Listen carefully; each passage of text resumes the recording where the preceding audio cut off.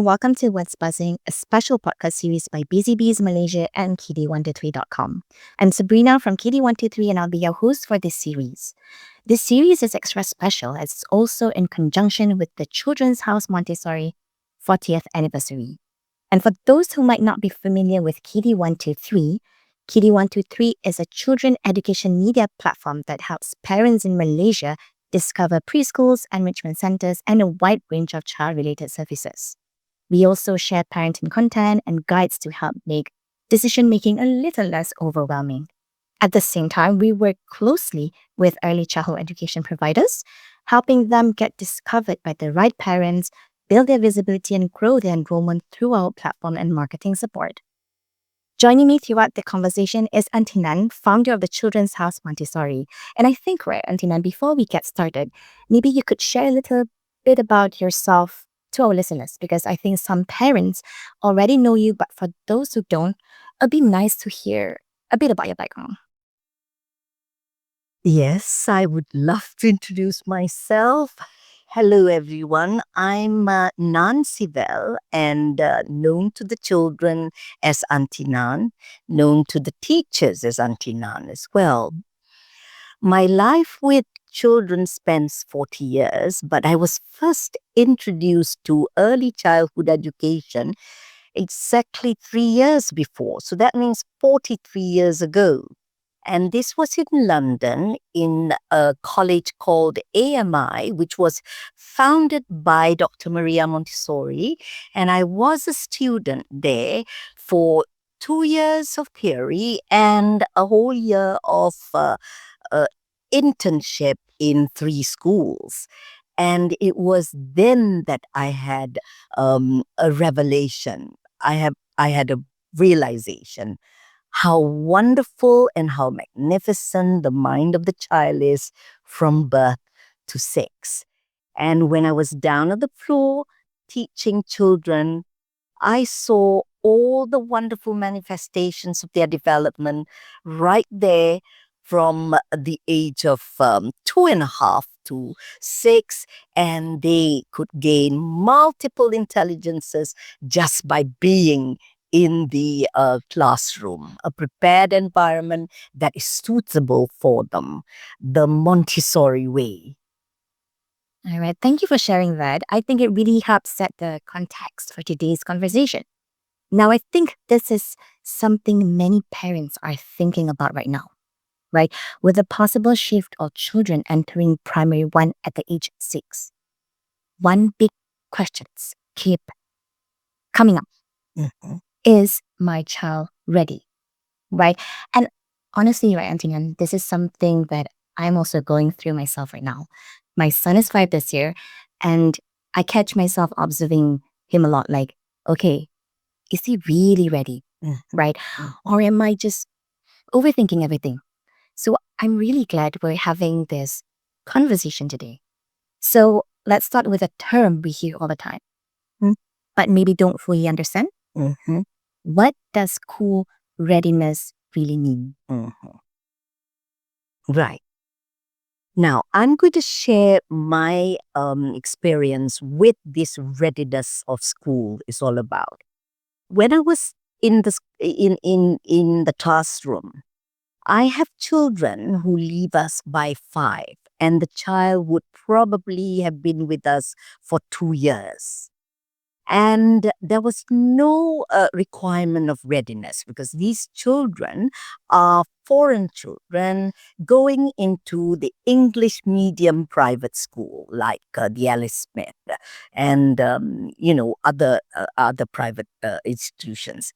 So they leave us and they transition. The transition is very, very seamless. They just go into reception class. And in this class, the teachers are well aware of the maturation at that age, at 5, early 5s. They know, one, that the child of the early 5s are already expressive. They can already express their needs for toileting, their needs to, if they're hungry, or if someone is not it's a little rough with them, they know all about it, so they can express it.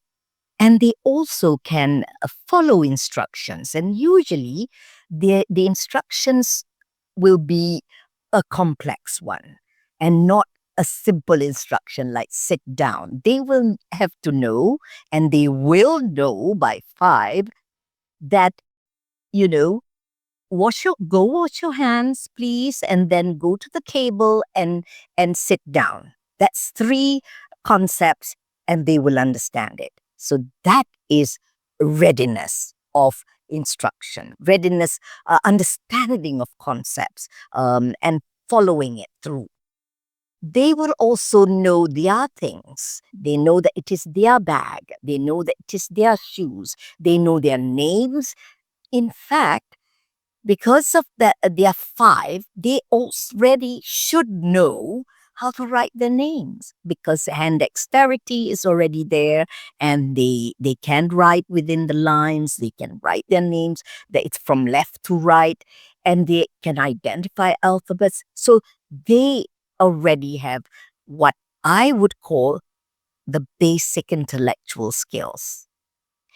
Now, socialization. They are very good at socialization because it's nature. They are born to socialize. They are born to interact. They love to communicate. They love to play. So they know. And then if you give them instructions during playtime, line up before you go to the ground, they follow it. They are ready. All right? Now, let's look at emotions.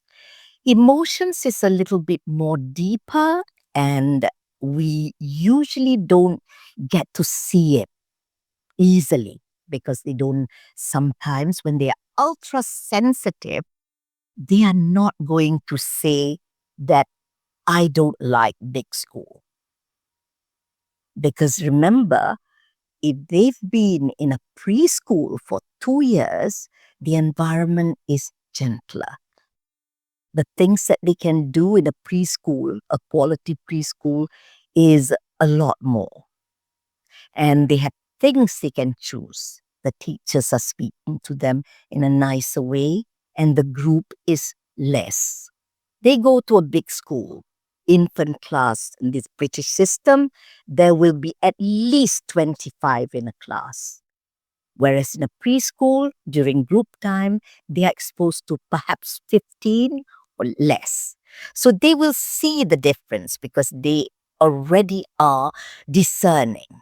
They can see the difference between a preschool and big school. However, if emotionally they are feeling secure because they are secure in the preschool, they are secure at home, they have no fear.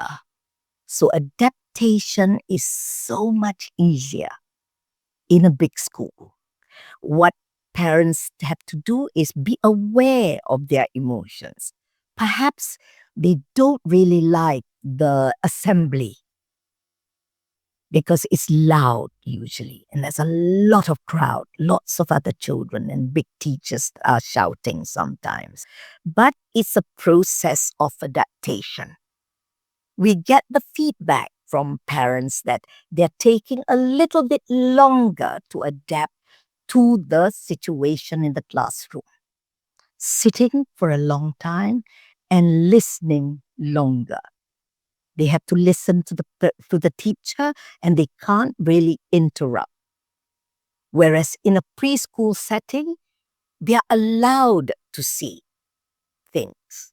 So the awareness of the parents is important to give the support, and the patience of the parents to wait until they adapt and emotionally become stable, because transition will always be there, for them to face.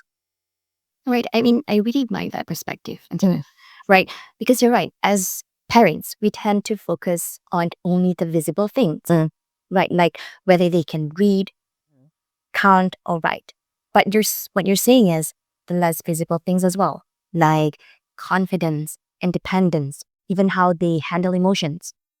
is also as a sport, right?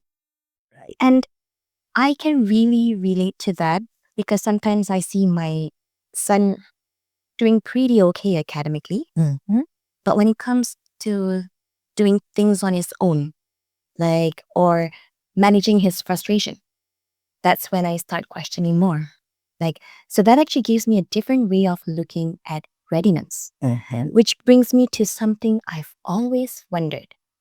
Why do children of the same age show such different levels of readiness? Mhm. Right. Remember, there's nurture and there's nature. Now, what is nature? Nature is the child is born with a lot of genetic mix. And genetic inheritance have to be taken seriously by parents because it is very complex and and this really determines what I call their emotions. If your child takes a long time to be gregarious because you want your child to be gregarious. That means, really confident to be the leader of a group, be confident to have the confidence to initiate this and that.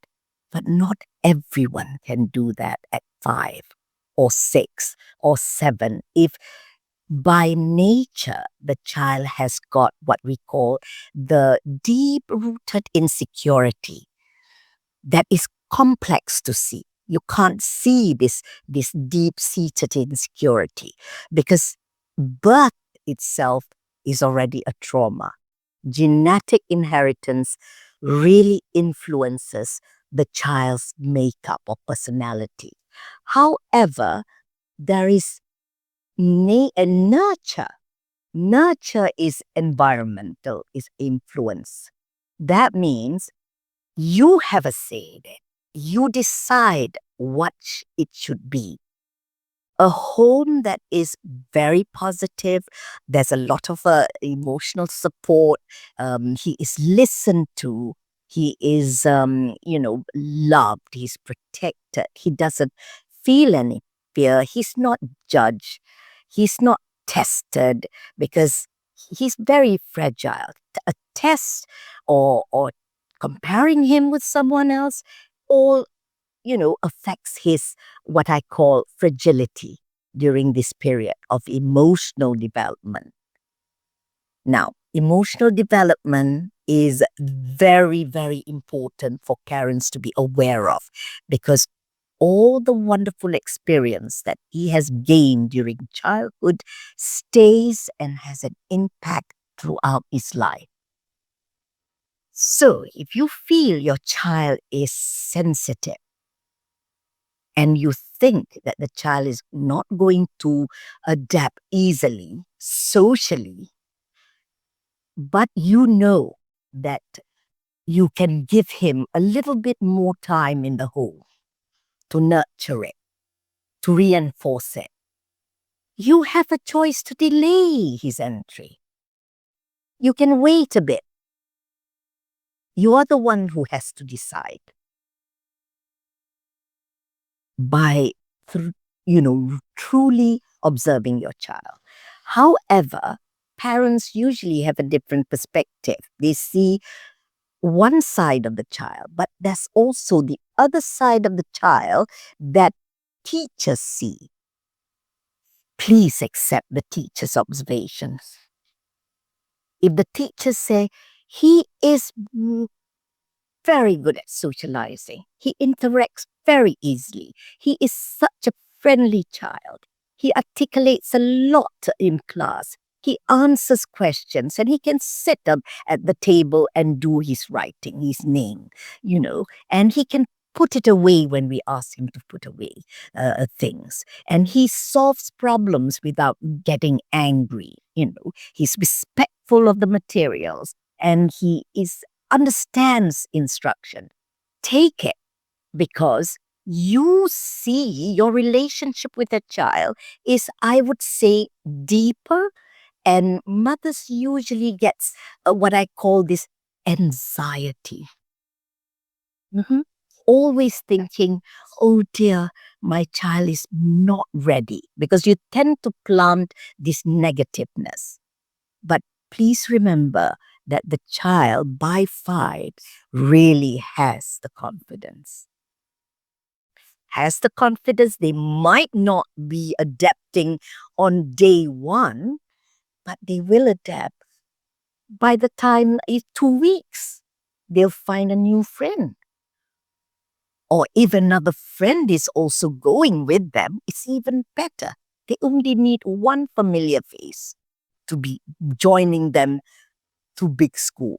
Okay, that's really interesting, especially what you mentioned about security and the environment that the children grow up in, right? I think we sometimes overlook how much that shapes their readiness as well, right? But after hearing this, it's a good reminder that every child develops differently. So in that case, if we bring this into something more practical, because I think parents like me always want to find something they can actually do. So if that's just one thing parents can focus on this week to help their child be more ready for primary 1, what would you recommend, Aunty Nan? I would recommend, Sabrina, for you to do a big school project. And what's the project? Well, firstly, you have to be prepared for this big school, because a mother or father must discuss which school the child needs to go to or wants to go to. And then tell the child that, we are going to look at this school together, because all children, after they've reached, they reach 6, they have to go into this big school. Mm-hmm. All the children around the world are doing that. 50% of the world's countries start their children at 6. So Malaysia is aligning to the global practice, and it's been going on for years. So there's something to be said about this decision of 6 years old, all right? So you do the big project, you take him to the school that you've chosen, you look at it and you tell him that it is much bigger than your preschool, but all big schools are like this. There'll be lots more children. Give him what I call the truth that he is facing. He can absorb it because his mind is already used to stories. So you expand this. This story is a big school project, a big school story. The classes, discuss with him about the classes, the teachers. The teacher, you will have a different teacher, you will have different children. There will be, you'll have to sit on a desk. If you share all the elements that he's going to be facing, and all the other children are facing it as well, he will absorb it, and that helps, his understanding, and then he will just be ready for it. So what we do in preschool, and I used to do this when I know that a group of children are leaving to go to big school, so I will tell them the story of big school, and I will show them pictures of big school with lots of children, and I will tell them that, in big school, you have to listen a lot more than talk. You have to listen to your teachers. And you have to also line up. All the time you have to line up.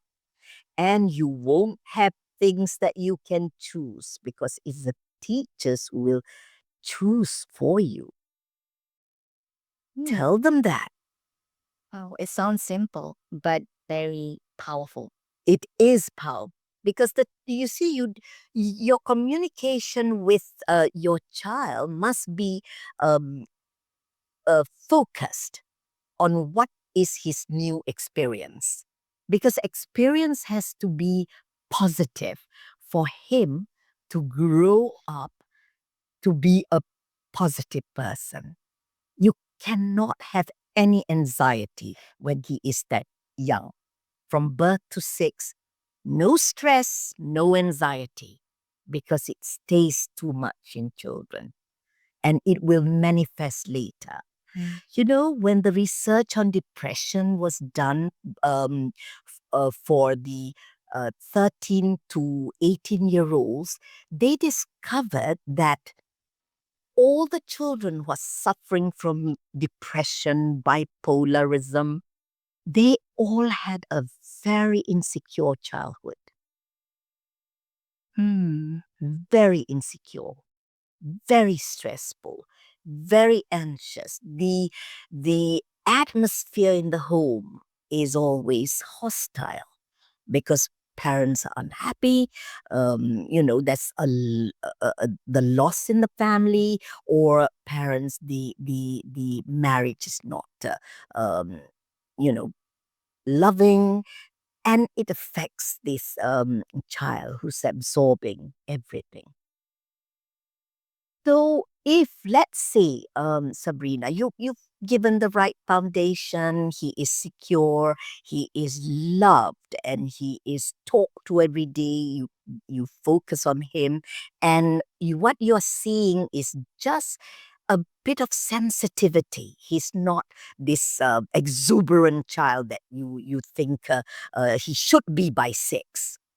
But if you get a perspective of the teachers, you use your perspective, and you know that sooner or later he has to face big school. That's part of his educational life. You see it. 11 years of school, starting from 6 now and not 7. So you must support him. The more he knows, the more he's aware, the more clear what big school is all about, or what is a classroom situation, the better for him. Right. I mean, that's a really good reminder for me, Aunty Nan, because actually, right, I think sometimes as parents, we feel like we're not doing enough, right? Like we need to enroll him for more classes, more activities, more everything. But actually, it is just as simple as just like give him assurance, Yes, right? yes. Give him assurance. So, right. So before we wrap up, I think it would be really helpful for parents listening if there's one takeaway from today's conversation about readiness, right? What's one thing they can start doing this week, Aunty Nan? Well, you have to introduce the topic. If you are aware that that's the next experience your child is going to have, introduce the topic and talk to them about it. Remember that the child reaches his potential by 6. His full potential of 90% of intelligence. Remember, 90%. This is the new research. And if he has 90% of the intelligence, he understands, he understands instructions, he can relate to you well, he's sociable, he knows his things, he knows how to sort out his things. Just be aware of what would be the difficulties. So I would advise parents, A, to observe, and then talk to him about the things he has to remember. His bag, what are the things he needs to put inside? Set what I call the routine and the order. And of course, if you have been not careful about his limits, like bedtime, washing hands, or going to the toilet and flushing and finishing his a meal and carrying things and putting it away.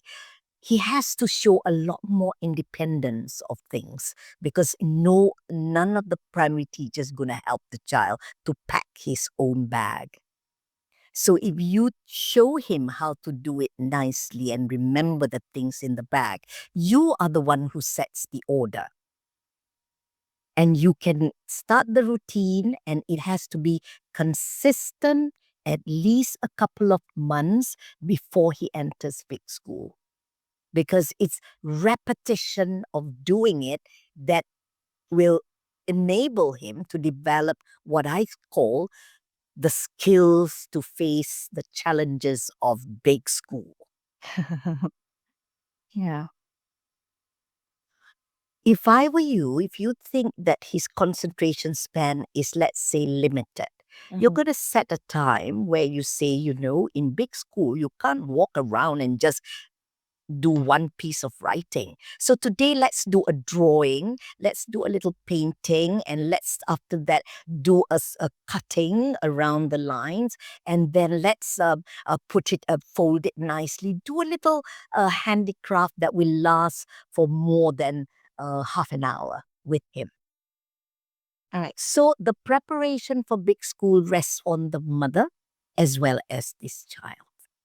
Yeah, actually, it could. I totally agree because it could just be one small consistent thing, right? So thank you so much, Aunty Nan, for sharing your insights today. And to all the parents listening, if you're feeling unsure, you're definitely not alone.